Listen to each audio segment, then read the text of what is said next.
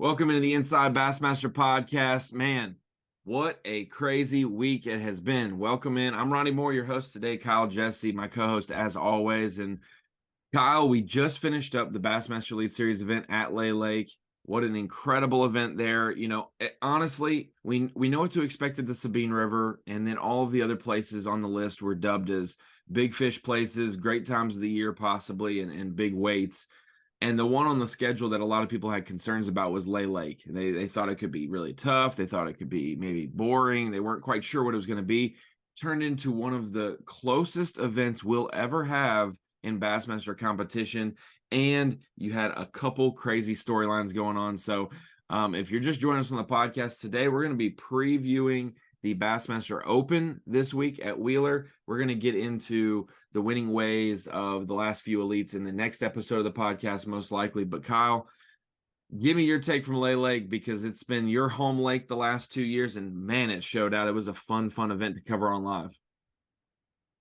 Yeah, like we talked about before the event started, naturally, I'd been looking forward to this event more than pretty much any other one on the schedule. Not because it was going to be a slugfest, not because I thought the weights were going to be great or there was going to be a 9.4 caught or anything like that. But, I was just looking forward to it to see how they, approached a body of water like Lay Lake this time of the year. Because I think, the word, I don't know if it was used on live much, but you could say like the post-spawn funk. Fish were kind of doing all sorts of things. I mean, we saw fish still getting caught on beds like we predicted would probably still happen some, maybe even happen more than I think we gave it credit for, which is crazy. Obviously fish caught in brush piles, caught offshore, fish caught on shad spawns, bluegill beds, pretty much everything we predicted, because we knew before the event started, everything was going to be on the table, except for, like the fish that were way further along, pretty much in their complete summer haunts. It seemed like from on the water, it seemed like there wasn't a whole lot of that. There might have been some guys find some fish on main river ledges, but seemed like for the most part that wasn't the deal. It was the secondary stuff.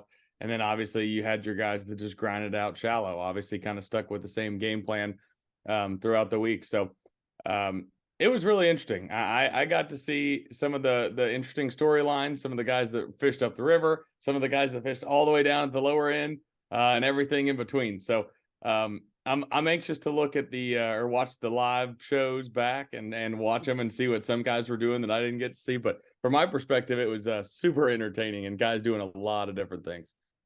Before we get into the specifics of the trio that captivated live on the final day, we left the dock in the top 10. There was kind of a 3-horse race. We were saying someone from 4th to 10th would have to have a really special day and the top 3 to slip a little bit. It ended up being that case completely. Brian New tried to have a special day, had the biggest weight of the day, but the top 3 really ran away with this thing. So first off, it seemed like there were a couple different bite windows. Obviously, we had the shad spawn going on in the mornings, a lot more numbers of fish being caught. You had the guys who were maybe spotted bass fishing, catching a lot more numbers. But Kyle, from 6:30 to 12:30, that first 6 hours of the day after takeoff, that was kind of like the okay time of the day when we'd expect it to be the best. From 12:30 to 3 o'clock every single day, the biggest bites of the day were getting caught or lost throughout the day. The only ones that we saw that were big ones probably that were caught in the first morning portion were if you got a really good shad spawn bite. I think David Gaston caught a 4-pounder on a swim jig.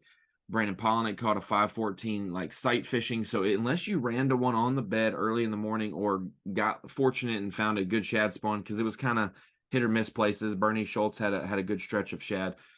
That afternoon was absolutely so much more dynamic in terms of impacting the standings. Yes, the limits were caught in the mornings, but the biggest bass of the tournament, let me just go through it mentally.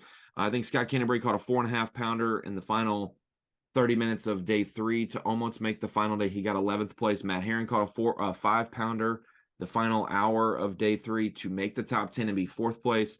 You obviously had Christie's 9.4. I think it was at like 12:30, 12:45 on day 3. Cliff Prince's 6.4. That was leading big bass for the tournament before Christie. That was at 2:55. And then yesterday, we saw 2 very important 3+ pounders by Will Davis Jr. caught at the end of the day. Jason Christie almost had his hands on a 6-pounder, it seemed, and you were right there to catch all the action for that. But that bite window, was it noticeable out there for photographers? Because normally we, as a former photographer on the water, kind of 1 o'clock, 1:30, you're getting off the water. You got 90 minutes before weigh-in starts and your gallery's done. And so that's kind of the time of day I wanted to be on the water, honestly.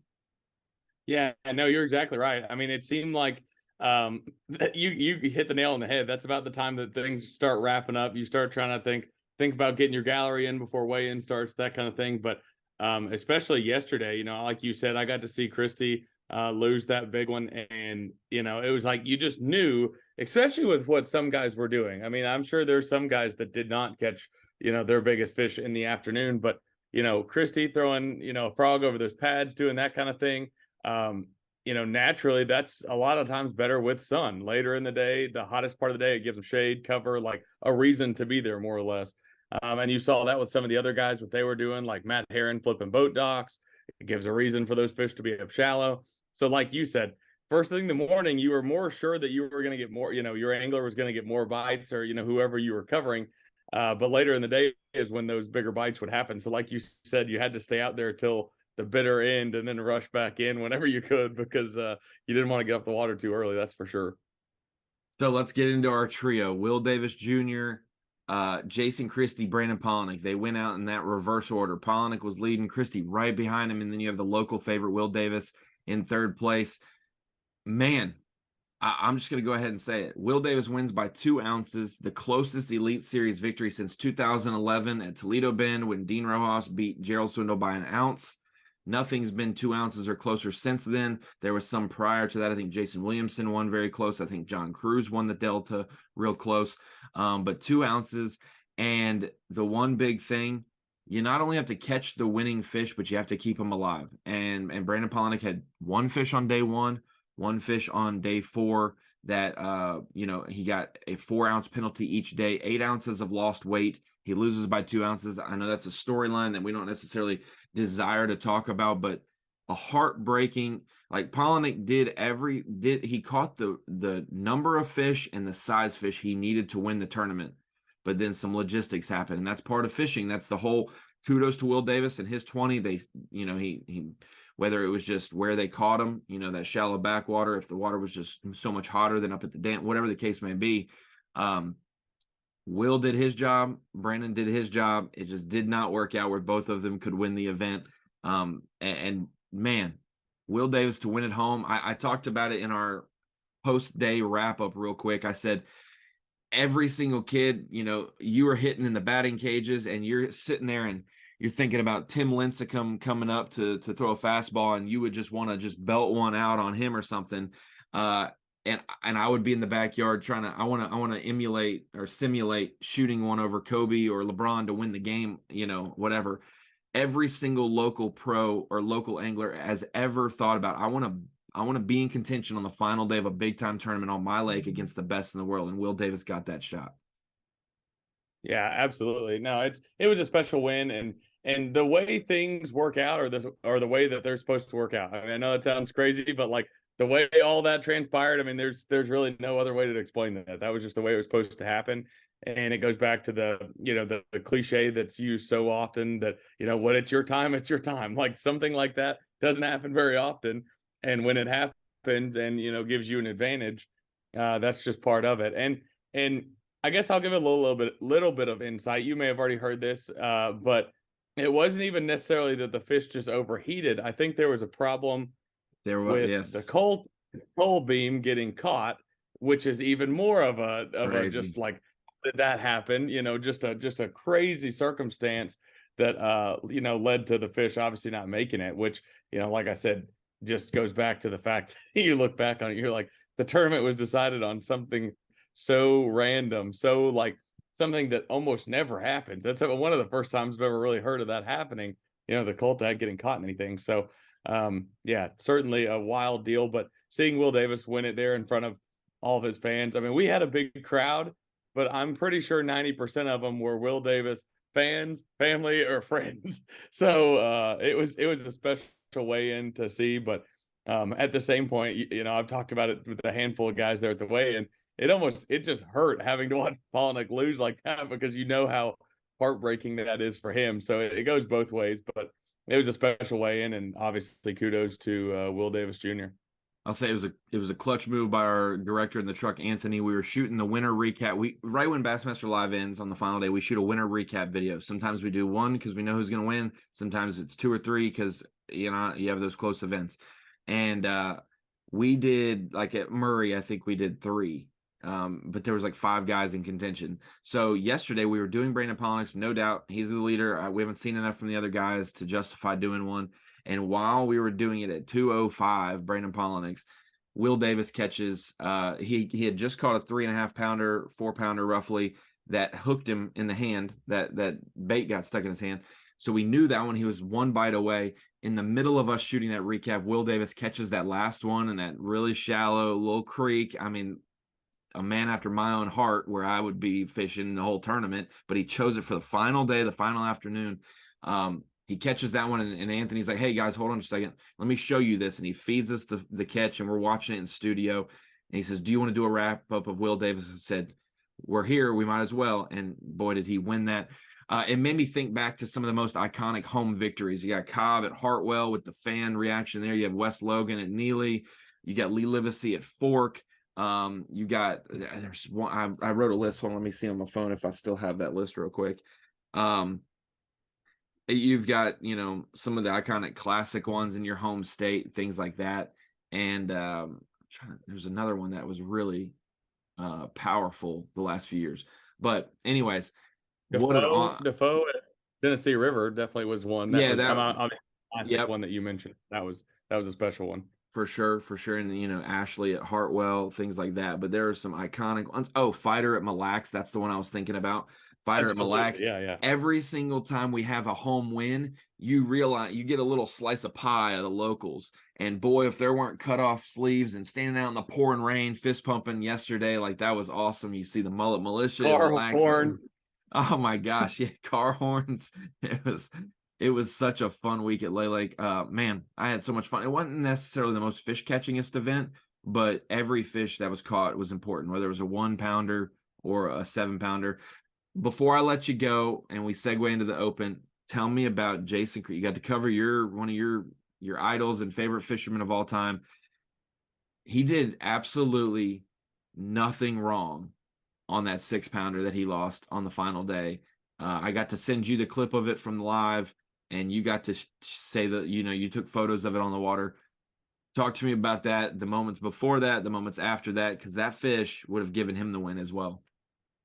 Yeah, that was a tough deal to watch because, like you said, I mean, Jason Christie is – I enjoy covering every single person I get to enjoy. I mean, I truly mean that. Like, I've never had a bad experience covering anybody on the water. Granted, some guys have bad days, slow days, whatever. But it definitely means just a little bit more getting to watch Jason Christie and Greg Hackney, these guys that I idolized, their fishing style growing up, especially through, high school, junior high, started getting into tournament fishing. Those are like the guys that I idolized. So getting to watch those guys on the water is always like an extra treat. However, getting to watch him lose that big one, I think it hurt me. It definitely didn't hurt me as bad as it hurt him, but it hurt like crap because it was no fun to watch. So the best I could tell, it looked like there was an area. I covered him on day 2, and he did not fish the back of this area. It was like a mouth of a pocket. He fished kind of the inner workings of the pocket, didn't go to the far back. I got the sense watching him yesterday that the very far back is not only where he caught the very, the giant fish on day 3, the 9.4, but it's also where he kind of stumbled onto a little deal. So he moji's on back there the first thing in the morning, catches a few keepers, comes back, and that's obviously later in the day. You start to get the sense that somebody's going to run away with it. And at that point, it didn't seem like it was going to be Jason Christie. Well, he catches a keeper, good keeper, number 4 or whatever. Yeah. Yeah. 2.5, 3 pounder. And then he picks up his frog, and it seemed like it was about, a minute or two after catching the solid keeper, and obviously hooks up, and you can tell. I mean, we're a far ways away. I told you we were. Could you hear his grunt? Could you hear his grunt when he was trying to pull that fish? Oh my God. I could. And we were way back there. I mean, I'm talking, we were a far ways back because it was basically, as you could tell on live, is all these lily pads, and they went for a long ways. And for us to get back there with him, we would be nothing but in his way. So we stayed on the backside of like this lily pad field, which was okay. We could still see and everything, but Did you could do tell that, or as did soon as he he tell hooked you up. to do that? No, we didn't. I never even pushed the envelope. I wouldn't have went back there Oh, 100%. cool. He was extremely good at communicating, when he was fishing different spots, like kind of like what he would do and where he wanted us to be, if he wanted us to be anywhere. But I think he got the sense that I knew that I was, I wasn't out there to get in his way. That was for sure. So of course, we're sitting there and he hooks up with that fish, and you can tell instantly just from, like you said, the grunting, the noise, the slashing through the pads. You can tell it's not a small one. And he gets it all the way. And of course, I'm sitting there focused on it through the viewfinder, trying to get good shots of it. And I can literally see the fish come off. I mean, like you see, like I can just imagine it in slow motion through my right eye right now, like seeing his rod go slack, obviously like bend the other way. His arms go up, he goes to the ground, tries to grab it. I mean, it was just like, it was so surreal to see, and it hurt. I mean, watching the video back. You might have a Bassmaster magazine cover back there if there's an edition called The Ones That Got Away, because that one, oh my Yeah. God, the water splash and everything encapsulated how you felt. I mean, that's the biggest cuss word you can do without cussing, is slapping the water like that. I mean, that was like the most Well, PG reaction you can have, but he almost got it. it was hilarious because my dad and I were talking on the way home when I was driving home yesterday, and I asked him if he saw it, and he was driving when it happened, so he didn't get to see it. And I sent him the video, and he said, I can't believe he was so calm. Like after he slaps the water and gets up, it's just like a solid little dang it, and then just She keeps had going it. She back. had it choked, man. But the problem Yeah, was it was skin hooked, and I thought his line broke because I never saw it happen. I never saw a frog leave its mouth. I thought his line broke from the lily I pads or did something. too. I did too. But then he like picks it up. He's like, gosh, and I see the frog. I'm like, oh my gosh. Yeah. So I that's would just From my vantage point, I also thought the line broke. So I was surprised watching it back that it didn't, because we were so far back that unless I was looking oh yeah. through I couldn't hardly tell, of course, what was going on. You're like, is So that even Jason Christie? But that's the yeah. one. That's the one. I think there's a local replacement now. So that's the thing as well, as 9 million times in a row, I'm doing the same thing. He's doing the same thing. That fish jumped and then it got wrapped up in pad stems. He's grunting. He finally gets it loose and it comes and jumps again. You boat flip that fish every single time. Like that's not like, yeah, hindsight, go grab that fish. You got a frog and you can't see it, and No you've doubt. gotten it through No all doubt. of that. You got one more foot, you get it, and it crazy. So Braid, big rod. We were having that you exact same land that conversation fish every Tuesday with night, our or with our boat driver, and he was suggesting maybe not try to boat flip it. And I was like, dude, like you got braid, big rod, a frog, and you're winching him in. Like you got all the momentum. Like you have to boat flip that fish. Like you trying to go get it is probably going to cause more of an issue yeah. with him spitting it, or if it's skin hook, than trying to flip it. So no, I mean, I think that That in hole is hindsight, just, he was. yeah. That hole I or mean, the skin, wherever it was, that is just wearing out as you tug on that fish more and more. All you need is one more thrash at the boat when you're trying to land it by hand and you lose it. I would be mad forever. But that's awesome. We had another tournament where 3 guys were within 1 bite of winning the event. And Jason Christie with that 6-pounder would have won by like 3 pounds. So man, it's crazy. Not only about you have to get the bites, you got to get the bites in the boat. He lands a 9-4 on a spinning rod in the middle of lily pads. I can't wait to see the footage of that. But Kyle, this is the Opens episode podcast previewing Wheeler Lake. We got to talk to Sam George before the Lay Lake event started and before practice started for Wheeler. They're on the Tennessee River, stop number 4 of the season for the EQ guys, and for the guys fishing just a single Division 1, it's the second stop there. And Justin Barnes is going to be 1 step closer to making the Classic. He's already won 1, but he needs to fish the last 2. There's going to be some more anglers from the elites showing up this week to be a part of it. And excited. Wheeler Lake's been fishing well lately compared to some of the other Tennessee River lakes. And we got Sam George's take on the podcast, previewing what he thinks could happen, what he hopes happens, and how he could possibly take home the victory and be Bassmaster Classic bound. So Kyle, if you're a fan of the podcast, buckle in. It's a fun interview. So we get to talk to one of our Bassmaster EQ anglers, Sam George.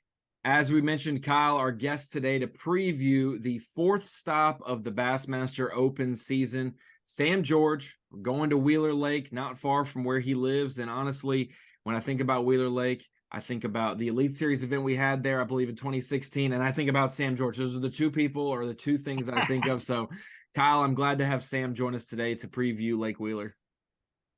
Yeah, absolutely. Just right up the road here from Birmingham. I'm excited to have back-to-back with the Elite, obviously last week, and then the Open this week. So, yeah, happy to have a couple events here and have Sam preview this one for us. Sam, how excited? 1 to 10, 1 being not happy, 10 being so excited. When the schedule came out and you saw Wheeler was going to be on there in the mid-May, how excited were you for that to be on the Open schedule? I got real excited. I mean, obviously, it was also kind of bittersweet because I know, what this place can do. I know it's going to probably expose a lot of the secrets that we've had for a few years. But it was just kind of a matter of time. But right now we have one of the better lakes on the Tennessee River, and I think that day in and day out, like, weights look fantastic. But I do expect it to be a little tougher, just simply of dealing with tournament field size and everything. But I haven't fished a lot of tournaments here recently. Whenever I started fishing and traveling so much, man, I just kind of stepped away from local events. So everything what I know now, I just don't really know what to expect as far as what other guys are going to find and everything. But I've spent a lot of time here recently on this lake. It's where I grew up. It's where I learned to fish offshore, flip, swim a jig. It's just kind of got a little bit of everything. So seeing it on a schedule, man, it was pretty exciting. It's kind of the lake that got me started, and so it was pretty neat to see that and know that you're one event away from going to the Classic if everything goes well here. It'd be really cool to kind of get a Classic bid off of the place that got you started. It's not going to be easy, but and it could go really bad as well. But I was really excited to see it on there. Sam, talk to us a little bit about like the ups and downs of Wheeler Lake. So we've been going there the last couple of years for the high school combine, and you hear a lot of people talk about how, like you mentioned, it's gotten really good over the last couple of years. But before those couple of years, it seemed like nobody really wanted to fish there. Talk about like the ups and downs of Wheeler and kind of what we can expect this go around. Yeah, so it used to be one of, I mean, just not even an argument, the best lake on the Tennessee River back in the 80s and 90s. Growing up, all I ever heard was the good old days when it had grass, hydrilla, and I mean, I hear stories of people catching 35 pounds in 3-hour tournaments, and I mean, there's so much history here. And then we went through that really bad spell. I guess that would be kind of like late 90s into early 2000s. I can't really remember. I was 3 or 4 years old at that time, but I can remember being young and just remembering how bad it was. Just a little bit of everything, from just kind of some stuff going on with like the factories, the industrial stuff. We had a lot of fish kills, lost a ton of vegetation. A lot of areas got silted in. I mean, if you look at the old maps compared to what it is now, it's just two totally different areas, or like layouts and everything. So it went from one of the best to one of the worst. Early 2000s, I mean, it was like the armpit of the Tennessee River. And, starting 2010, 11-ish, when I was in high school, we started really seeing it kind of getting the upswing, and we just really didn't have any events for a really long time. David Walker was one of the first that I can really remember, putting on a good clinic. And, he basically dominated that tournament, but weight wise, it wasn't near as good as what it is now. I think he averaged out to be, I don't know, 16, 17 a day, maybe 18 a day. And now you're seeing, 1 and 2 day events average out to be 22 to 24 pounds a day. So, starting really, probably around the time Takahiro won, that was when we started seeing a little bit of grass back in the lake, and the population really came back. And we had been, that Decatur area of the lake had really kind of been a little bit of a sleeper. It was so bad for so long. And, kind of just everybody around here knew if a guy unlocked that little area that it would be in like just a blowout. And he struggled a little bit the first day, but I remember running the camera boat and we ran by him and I could see where he was, what he was doing. And I mean, he had 23 or 24 pounds like that on day 2. And I was like, yeah, this is like everybody's going to know now. But I mean, it was just a prime example of what that lake can produce when you unlock that little key. And I mean, he absolutely blew those final 3 days completely out of the water. I mean, it wasn't even close what he was catching out there.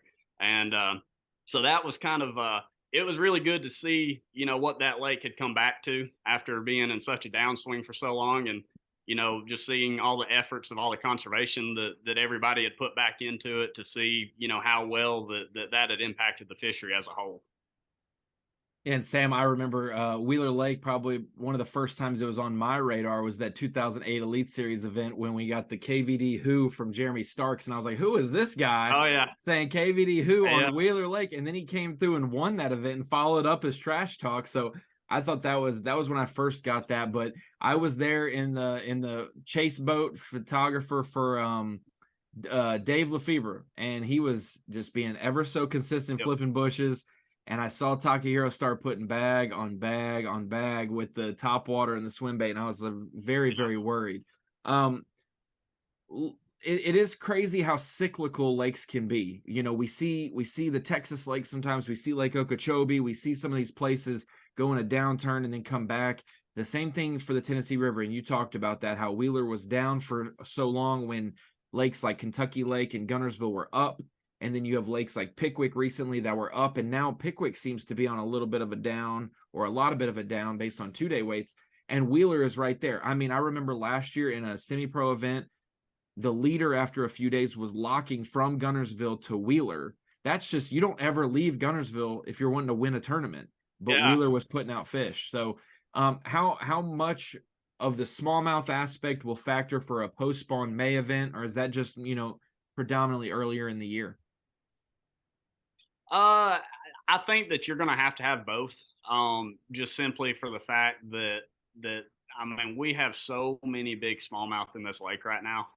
It's kind of the sleeper for smallmouth. You know, everybody thinks of Tennessee River smallmouth. Everybody thinks of Pickwick, Wilson, other stuff, you know, other lakes. And I mean, especially in the winter time and springtime, I mean, you have to have smallmouth in your bag almost all the time. I mean, you'll see big bags, you know, only largemouth, but to catch those big largemouth, you're in those same areas as big smallmouth. But I really expect the guy that wins this event, I think I wouldn't say 50-50, but I think you're going to probably see him weigh in 1 to 2 smallmouth every day. Just because the population is so good right now, especially on like the upper end, like up the river towards Gunnersville Dam. Like that's where guys were, you know, in Gunnersville events, they were locking down and fishing the tail race. And, but yeah, I do believe that smallmouth are going to be a major player. I mean, it's got some giants in it. I've caught I think it was a 712 and then a 7.3 years ago on this lake. And I mean, it's got some absolute giants in it, and just nobody really talks about them much. Set up this tournament for us. You know, I mean, we're talking May 18th through the 20th. Seems like a lot of times we get to this time of the year and everybody pushes everything out deep, but you know, there's still fish shallow. I think back to a couple of years ago on Gunnersville, where you know everybody expected the deep bite to play, but then obviously Kufal and some of those guys just blast them up shallow, flipping grass. Like, kind of set it up for us. Do you think it's going to be a mixture of shallow and deep? Kind of what you would expect for, you know, as far as, you know, different techniques and patterns and stuff? Yeah, I really expect there to be a mixture of a lot of stuff. I mean, we've had a really, really relatively cold spring. And it's not so much like it's been freezing cold recently. It was pretty chilly last week. But like it's just been just kind of mild for so prolonged. We haven't really had any heat until the last day or two. I actually sweated outside before I came in here. And I mean, it's just like our water temp hasn't really hit that mid 70 to 80 degree range quite yet. So we still have a ton of fish shallow, like a very large majority of them up shallow, probably 85 to 90% of the lake, if I had to guess. And one reason being isn't just necessarily because of the weather. A lot of it is our water level. Wheeler's kind of the holding lake for Gunnersville and Wilson, like, you know, just because of properties and everything. Wheeler's kind of the like the spillway or the spill area for those lakes. Fluctuate in place, and yeah. Right. So we deal a lot, in the wintertime. We have swings of 5 feet, just day by day by day. Like you'll go, today and it'll be 5 foot low, and tomorrow, overnight we had a ton of rain, and tomorrow it's completely full. And so a lot of our fish don't really go to the bank until that water stabilizes. And we've had quite a bit of rain on and off, and it's kind of fluctuated. So like our big spawn typically, in my opinion, doesn't really happen till that really late April and into May time period. And I think we're kind of right in that area where there's still a lot of fish on the bank. The ones that are there, they've been beat on by weekend guys. And you can see it in the weights. Like the weights from this past weekend weren't really that great. I think it took like 18 or 19 pounds to win a pretty big local tournament here. And you can kind of see that, the fish are pretty scattered right now. And I think tournament wise, though, I think that's kind of best case scenario, because you're going to have guys that just have to do a lot of different stuff and not just get piled up in certain areas. Like if this tournament was, 2 or 3 weeks later, I mean, it would be just people fighting over like 2 or 3 places. And, I think that timing wise, it's going to be perfect to spread people out. I think there's going to be a lot of fish, caught in the bushes, swimming a jig, even offshore a little bit. But the number one factor, in my opinion, is going to be definitely the grass, as far as just as like getting bit in that grass. Because I think if you can be the guy to figure out how to get bit on up in the day, I think that's going to be a key. I think that, it's going to be predominantly dominated by a shad spawn deal. I could easily see this tournament being over and done with in 45 minutes every morning. And that's, everybody that's ever dealt with a shad spawn knows how difficult it is when that goes away. And, if that shad spawn dies on you and you're sitting there with 2 or 3 good ones in the live well, you have to figure out how to get those extra 2 or 3 bites throughout your day. And, sometimes in those areas, I mean, that can be impossible. And so if a guy can figure out how to get bit doing multiple things and kind of get away from those shad spawn fish that weren't relying on them, or, even get away, get into some spawning fish, I think you'll see some guys be able to catch them sight fishing. I think that you're going to have to mix it up and, just, there's nothing that I can see just being a pure like domination. That makes sense. Sam, when we came out with the opens, fish all of them, the overall portion of it a few years ago, that added a couple more spots and options for people who are dedicated to the opens. You've been fishing the opens for a long time now. How many years have you been fishing for the Bassmaster Opens? I fished them I fished all 9 of them. I've probably fished all 9 of them a total of 7 years, 6 years, 7 years. I fished like I fished the tour for a couple of years. I didn't fish all of them that year. So it's kind of, I've always fished 1 or 2 divisions at least, every year. But I think that, with all the changes in the industry, man, I was a really big advocate for, doing it for all 9. And it may not benefit at all in my favor this year. I have no idea, but I think that, as a whole, something needed to be done just because of multiple situations that we've seen over the years and how many guys are just trying to get into that Elite Series. Your Bobby Lanes, Ish Monroe's, several guys, all the, like Greg Bohannon, Bill McDonald, like several guys are wanting, obviously, to get into the Elite Series. And, I think that as a 9 tournament trail, I think that it's going to better prepare you financially, as far as just realizing what you have to have, committed to fish like the Elite Series and everything. It's going to help you sponsor wise, exposure. I mean, just me personally, I've seen, just twice the amount of coverage as far as, just Bassmaster covering it and everything. It's become a really big deal, and a lot more of a fan following has come along with it. You have guys like Ben Milliken, who has, however many followers he has. Massive. So like all of those guys are watching as well. So I think that overall it's been a really, really good decision. I think that it's going to make, the best anglers in these events they're going to be in that top 9 at the end of the year, no doubt in my mind.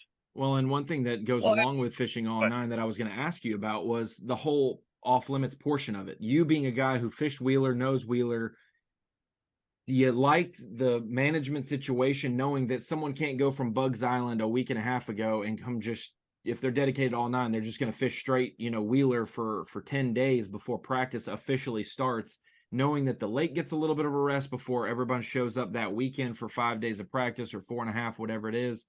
Is that play into, just for one, making you well-rounded? You got to do it in less time than other years. And maybe we'll see the lake fish a little bit better in these opens than being so tough after so many people have fished for so long. Yeah, absolutely.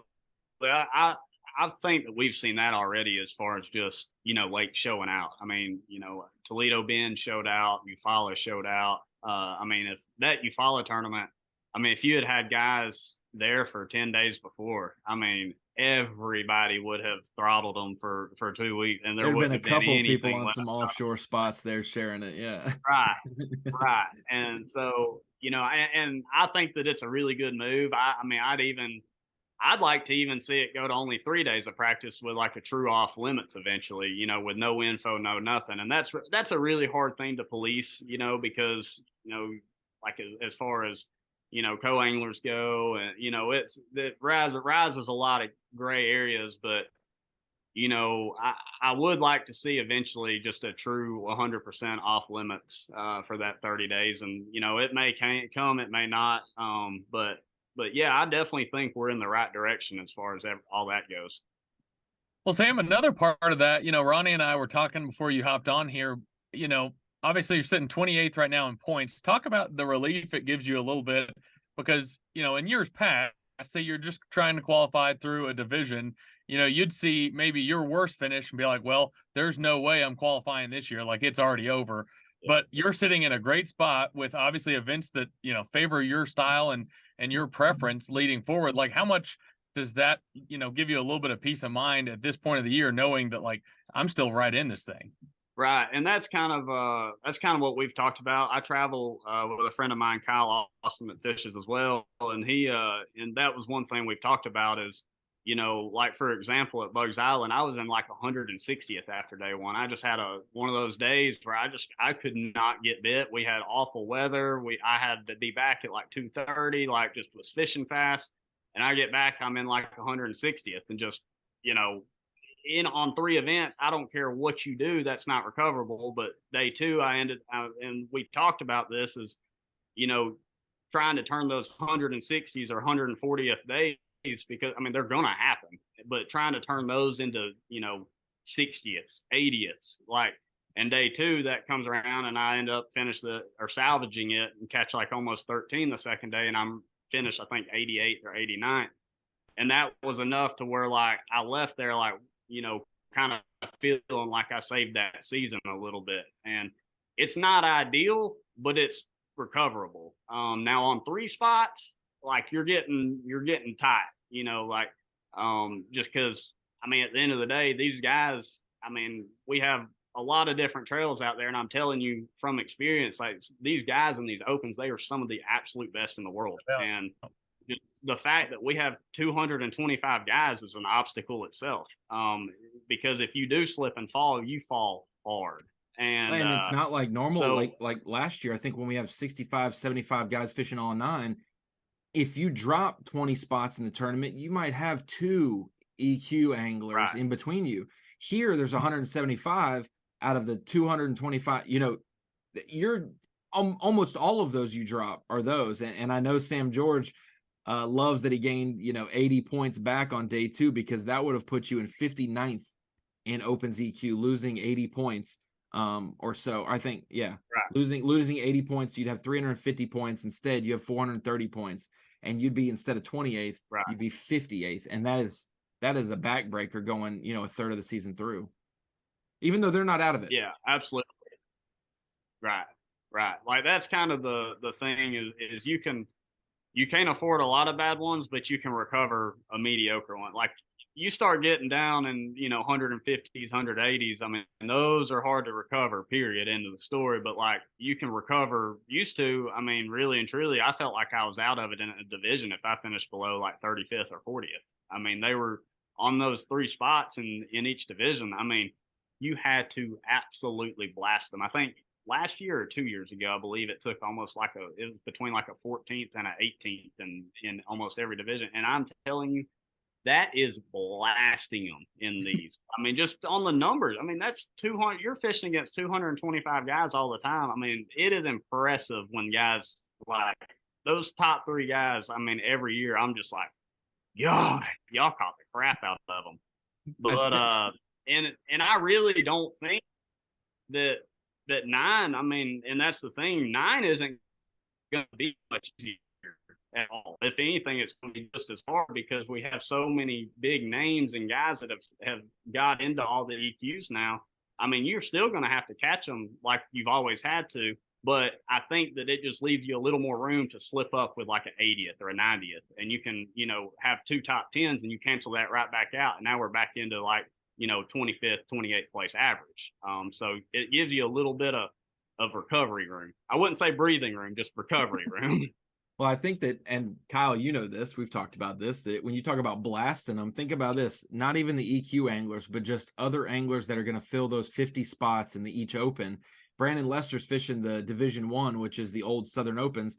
I think he's got like an 85% check rate, which is top 40 out of 225 boats. And I think he's got like a 50% top 10 rate. He got a top 10 at UFall in the first Division 1 event. And you're just like, how do these guys do it in this big field like this? You'd think that'd translate very well to a 100-person field. He'd be in the top 5 every event, but it just shows you how sometimes you just got to blast him in the opens, like you said. And Kyle, we kind of sometimes pull back the curtain on some of our guests and make them dial in specific baits they think will play. Do you think, are we going to be mean and make Sam do that, or are we going to let him slide on his home leg? We'll let him tell us what he's willing to tell us, I guess, is what it's up to him. At least things you think might play. I mean, man, I don't think there's going to be any just like secret bait. I mean, there's really just no secrets anymore. But no, I really expect, just typical post spawn and spawn and stuff to play. I expect somebody to catch them, flipping a little bit, like flipping a creature bait, swimming a jig, spinner bait, just typical like shallow water fishing. And, even on shad spawn stuff up like real shallow, I expect people to catch them, swimming a jig, spinner bait, chatterbait.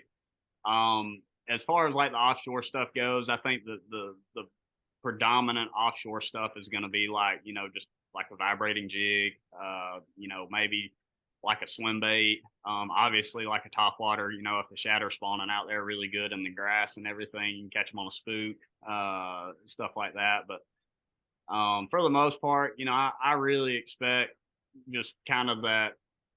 I mean, I don't see just some magic thing appearing and just catching every bass in the lake. I think that you're going to have like 12 rods on the deck, and throw a little bit of everything. Well, with that being said, can you give us the exact coordinates to where you think these things are going to happen?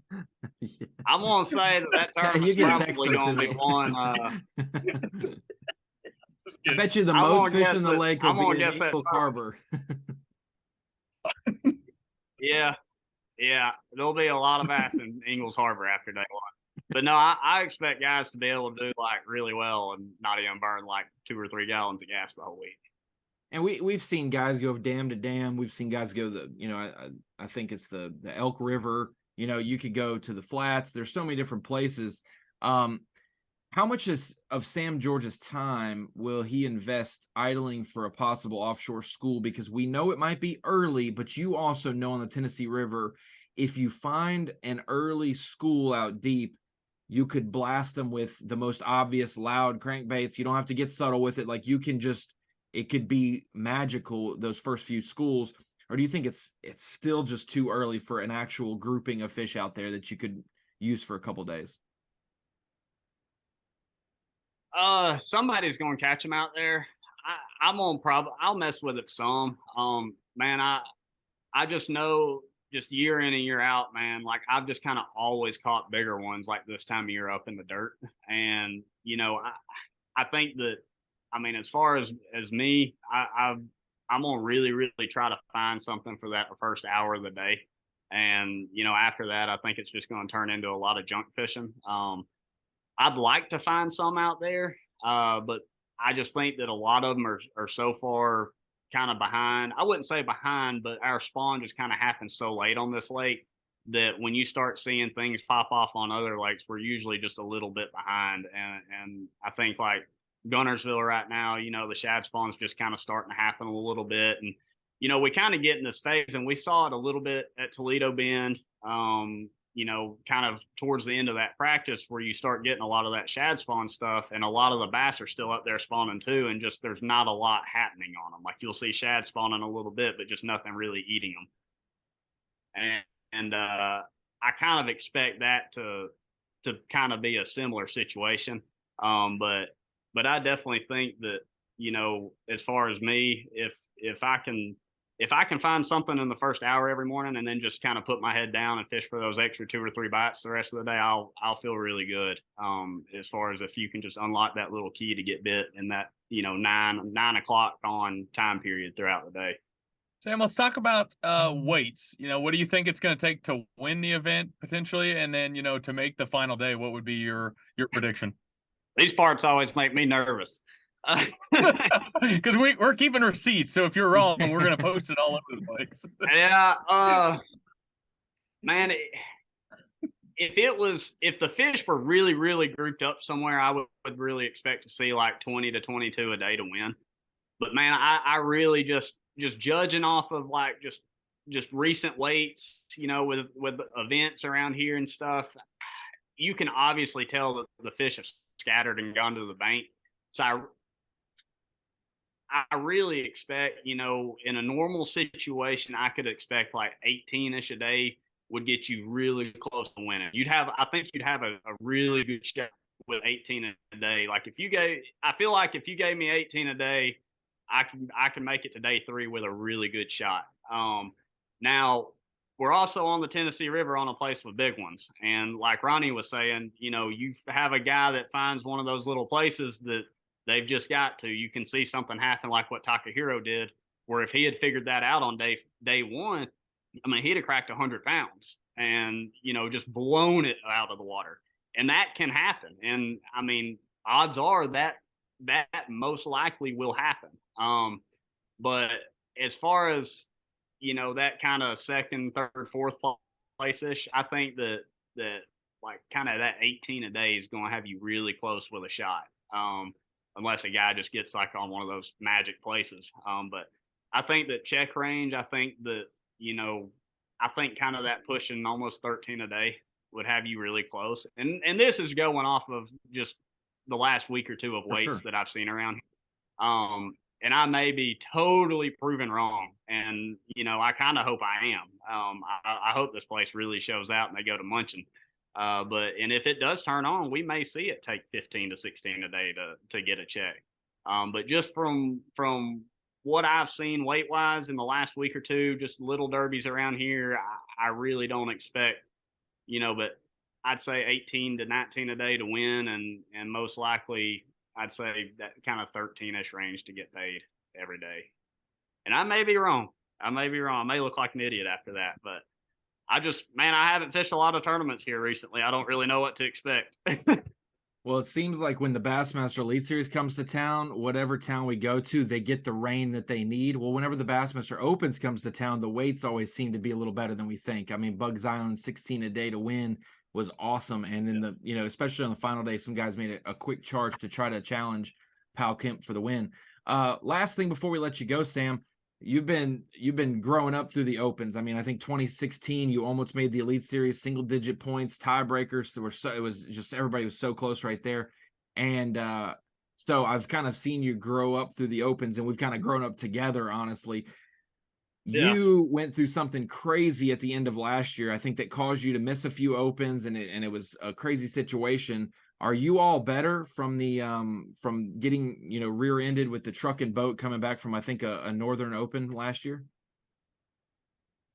Yeah, I'm getting there, man. I was 100% when the season started, and kind of throughout the season, I've started having like rotator cuff issues again. But we've been steady getting injections in it, just keeping on rolling. But no, I was on the way home from Oneida, and I just got south of Cincinnati, just right across the Kentucky line. We were in some bad weather, and came over a hill and it's just a traffic jam. We get stopped and everything. And I mean, I was sitting there probably 5 or 6 seconds before anything happened. And basically somebody came over the top of the hill going like 70, 75 and never touched the brakes, according to witnesses, and just plowed right through my boat. Knocked the truck forward. Like it was not fun. It wasn't a fun way. I had COVID too, so that wasn't, I was trying to get home, so I felt awful, got rattled pretty good. But yeah, it basically totaled my boat. It wouldn't have, it probably even floated if I put it in the water. It had holes all in it from the car going up underneath it. And, it wasn't good, but it took a really long time, just to deal with insurance and, the injury stuff and everything. And I think it was like right at 2 months of physical therapy to try to get my shoulder back acting right. And, so that was fun, but no, it sucked sitting on the sideline. I was doing all right, points wise. But I would have at least liked to see the end of that season through, just to kind of let the cards fall wherever I let them fall, instead of that kind of factor controlling that. But it was just kind of one of those situations where I couldn't get a boat, couldn't really physically do it. Yeah. I mean, I basically tore, from my shoulder all the way to my back, where I had surgery several years ago. I basically just tore ligaments all in there wherever I just got whiplashed into the steering wheel and all that. So that was not fun. But after kind of just talking with doctors and dealing with insurance and trying to get boats, we kind of made the decision that we just kind of need to let it be and just kind of let everybody else fish the season. We'll sit on the sidelines and just worry about getting ready for next year. I didn't want to really push it and cause some issues that I would pay for, as far as being 40, 50 years old trying to fish for a living and you don't have a working body, and so I tried to put health first and everything and handle that. But it sucked watching from the sidelines, but it was fun, watching your buddies and everything fish. It was fun talking to them all on the phone, like hearing what one of them thinks is the deal, and then the other one thinks this is the deal. So it was kind of fun being a fan for the last fall, and it was nice being around the house, kind of just hanging out. So we've got a baby due in August, so I guess I hung around the house too much, but no, as far as just I guess hanging out a little bit, having some time off. Well, I know if Sammy George fished the Chesapeake Bay to wrap up the Northern Opens last year, you would have needed to be at 140% body-wise to survive that event, because that was a true grinder. But a couple of your roommates, a couple guys did well in that event, so maybe I know you would have loved to see how it played out, but hoping for some rest and a little recovery leading up to practice. Obviously, this podcast is shot just before you guys hit the water at Wheeler. Best of luck in the event. I know it's got to be cool to make a short drive, as long as you've traveled around the country, to make a short drive to Wheeler to launch every day for a practice in the event. So good luck, Sam. Appreciate you. And honestly, this podcast, we've had Trey Swindle get a 170th or 120. What did I text you, Kyle? 124th or something. Andrew Upshaw was in the 120s. Jack Dice got 4th, though. So maybe you'll be the second top 10 for the preview. The first two were a little rocky. We got a top 10 now. I could have gone all day without that stat. Well, Sam, we appreciate I'm all right. Nothing but good vibes for you, and we know that you'll it's fishing, but you'll hold up your end of the bargain. It was great talking to you about it. Oh yeah, enjoyed it, guys. Sam George, Bassmaster EQ angler, long time Opens pro, and we appreciate him joining the podcast. Kyle, I had to drop that out there. I mean, I didn't want to hurt his heart, but at least he'll feel accomplished if he goes and cuts a check after doing the preview with us. Yeah, he's probably going right now to average up those 3 numbers you just said and see what the worst case scenario would be potentially for Wheeler Lake. But no, I think that he would err on the side of the Jack Dice finish, it seems like, versus the lower finishes. It's truly what we've talked about. I referenced this just because we were so tight back in the day. Like Jake Whitaker's season in 2020. finished 5th in Angler of the Year, had a shot at the Elite Series, one of the most prestigious awards in the Elite Series. And he was a day 1 to day 2 salvager. He would start the event in 65th to 75th, jump into the cut, or if he missed it, he was like 51st, just barely missing it, and then gets better on day 3 and ends up with a top 25. But looking back at day 1, how many points he gained, that same thing comes true in the Opens every single event. Those guys who salvage, you go from a bomb to top, third of the field. That's what you want to be. Top third of the field is at worst, and Sam doing that at Bugs Island kept him in play. Top 30, like we said, the difference in his day 1 to day 2 would be about 30 something Angler of the Year spots for the EQ race. So that's huge for him. I think that's something that doesn't get talked about enough either. In the Bassmaster Opens, obviously in the Elite Series, even the College Series, when you're talking about points, when you have a bad day 1, I think that's one thing that separates, really the greats from the goods, is when you have a bad day 1, is putting the boat in the water on day 2 and understanding that, like, what happened yesterday, you can't control anymore, and, salvaging those points, making up that ground, whether it gets you back in the cut or not, like, all those points matter. And it's so hard. Anybody that's ever fished a 2-day tournament, whether it's, obviously most people probably listening to this have not, fished the Opens or the Elites, obviously, but, even just fishing a local 2-day tournament, it's hard to put the boat in the water after a crummy day 1 and be motivated to step it up. So for Sam, he was telling that story of course, how bad he did on day 1, and then to salvage, basically like cut it in half as far as points go. That's one of those things that at the end of the season you look back at and you're like, man, and I bombed on 2 and stayed down there in that range. Like, this would have been such a harder hill to climb. Excuse me.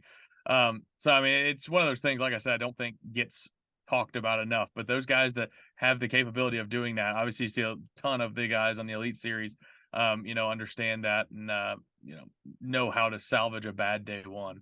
Yeah, like the last event at Santee Cooper, prior to the Lay Lake event, Hank Cherry, like 83rd after day 1 and finishes the event 13th. Like, has a big day 2, has another big day, and is able to survive that and come away with, at the end of the year, a look and be like, man, I got my best finish of the year might be 13th. And then you'll remember, man, it could have been my worst finish of the year in 83rd. And so that's always interesting. And it's we can't on the Bassmaster podcast narrow that down and say, this is the recipe on how to jump back from a day 1 to a day 2, because some guys will switch it up. I'm going to flip my plan upside down and do something different. Some guys are like, I saw enough evidence of it going down in my area, I just did the wrong thing. Or, man, execution wise, I lost some fish. I need to do the same exact thing. I just need to be more efficient. And there's no recipe or rhyme or reason. You just have to be out on the water and understand what you're capable of. And we've always talked about that. Sure. Every Elite Series pro has the ability to get a top 20, but not every Elite Series pro has the ability to finish in the bottom 20. Some just have a knack for surviving, and their lowest low, like we always say, they have a higher floor than most guys. Like their worst finish is going to be here. That's why we're shocked when Jason Christie gets a terrible finish last year at Santee Cooper. When some of these guys are surprisingly, they missed the Classic after a whole year of competition, because some of these guys just have a high floor. So Sam explaining that, and how Bugs Island, the third event of the season, we think about Trey Swindle and Andrew Upshaw, their worst finishes, that might be their worst finish for the year, was the event that they previewed. And it doesn't matter when you get your 120th, but if that can be their lowest, then they can be better than that they'll just keep getting better and better in the points race. So you might be in contention at the end of the year. But Kyle, I'm glad Sam George jumped on there. I'm excited for Wheeler, man. The things I've heard about Wheeler, compared to how the rest of the Tennessee River is fishing, places like Wilson, places like Wheeler, they're not the biggest lakes. They're in between really good lakes, notoriously, so they don't get the love. But right now, I think it's their time to shine. There's a lot of people locking through from one of those destination lakes into those 2 lakes, and we're seeing the possible recipe for success there.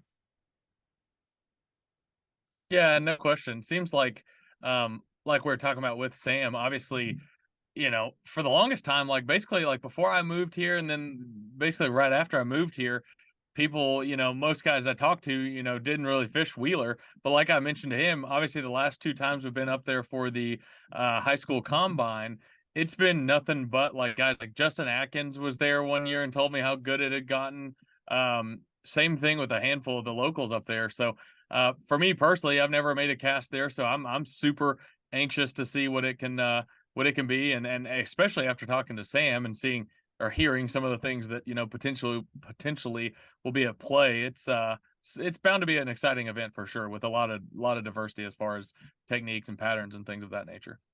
It's crazy to think that Lake Eufaula in Alabama for the first open of the year had remnants of a shad spawn for some of those guys, and how it disappears. And then in mid-May, the shad spawn's finally hitting the Tennessee River, and you're like, this is absolutely crazy, the weather we've had. So, Kyle, we're halfway through the elite season.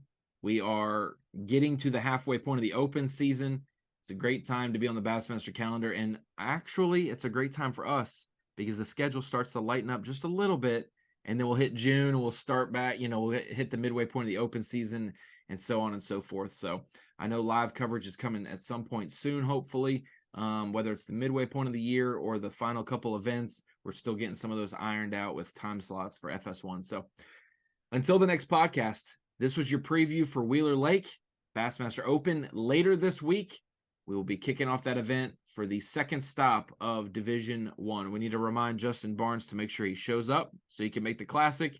And obviously the winner of this event, if they fish the first one, then they need to show up for the final one in October to solidify their spot. But for the Bassmaster Podcast, presented by Black Rifle Coffee Company, I'm Ronnie Moore. That's Kyle Jessie. We will see you in episode 128.